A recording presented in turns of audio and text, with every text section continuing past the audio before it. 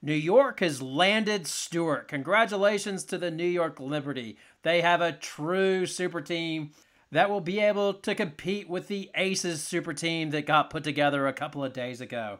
Now, both these teams are monsters and seriously loaded.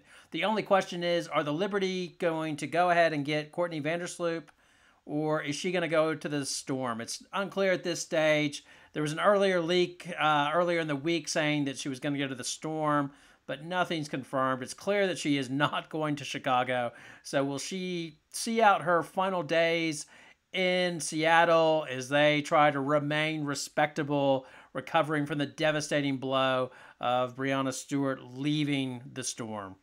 My current hunch is that Vandersloot will go to the Storm.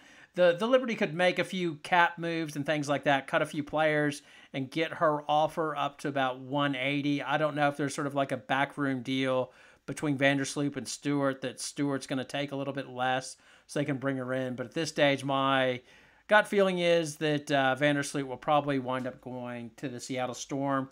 As well, her partner, Allie Quigley, looks like she's going to step away for a year. She's announced she's not playing for Chicago or anybody else in the NBA. So I would not be surprised if they head off to the great Northwest.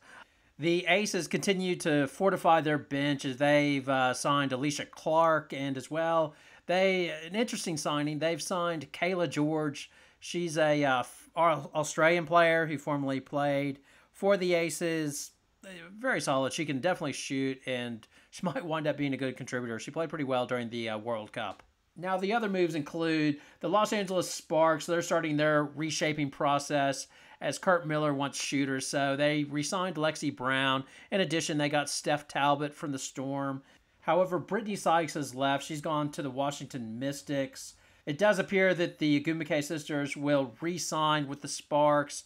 In addition, Kurt Miller was happy to be able to trade for Jasmine Thomas, his former point guard at Connecticut. So it looks like they're just looking to be solid this year and start the process of rebuilding culture and get back to respectability. The Phoenix Mercury, they've re-signed Sophie Cunningham. That wasn't surprising as she was working on their announcer team. And if you watched like their last game of the season, their general manager was quite, or I think team president, something like that, was quite effusive of Sophie Cunningham. So I expected her to come back. The question is, what number did she come back on?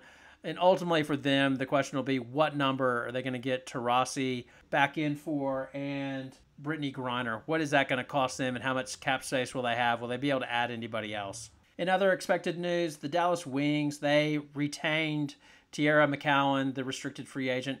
The question is, what's going on with Mabrey? So Greg Bibb was quoted extensively in one of the articles in the Dallas newspaper where he talked about how keeping McCowan was their priority, but nothing was mentioned about Mabrey. So I wonder if they're going to let her walk. Some have speculated she might go to Chicago, which would work well because she has Midwestern ties as she went to Notre Dame. But who knows? It's just a bit unclear. The other thing is Isabelle Harrison sort of looking around. She's going to go meet with the Storm, which would be a serious consolation prize for them if they wind up with Harrison after losing Stewart. But hey, you've got to have players, so there you go. It also looks like Erica Wheeler is going to go to Indiana. Oh, the other one is Christy Tolliver. She'll leave the Sparks. I forgot to mention that, and she's going to the Mystics as well. But back to the main story. It's really Stewart going to New York and super team, super team, super team. You'll hear about this all next week if super teams are great for the WNBA or a terrible thing, and how's it going to shape out, and how big prohibitive favorites they are. One thing's clear, that the Liberty didn't screw this up. They put on a full court press, which is good for them. They had Josai went out there. I think Josai and his wife, or just his wife, went out there as well. I think Brondella went out there and watched her play a game in Turkey as well. They had Durant tweeting to her and everything else. They put on the full court press. Good on them. They got her. The final potential piece, we said earlier, is Vandersloot. Again, it doesn't really matter. I would like to see her go to New York just because her and Plum, they've had a few good matchups. I'd like to see a 5-game series with her and Plum going at it. I think that could get interesting. So really the 3 free agents left are Azurá Stevens, Courtney Vandersloot, and Marina Mabrey. Those are the ones I'm interested to see where they go. So it should be interesting. I'll continue to give updates and take a better look at the teams once they start to fill in their benches. Please like and subscribe. Thanks for watching.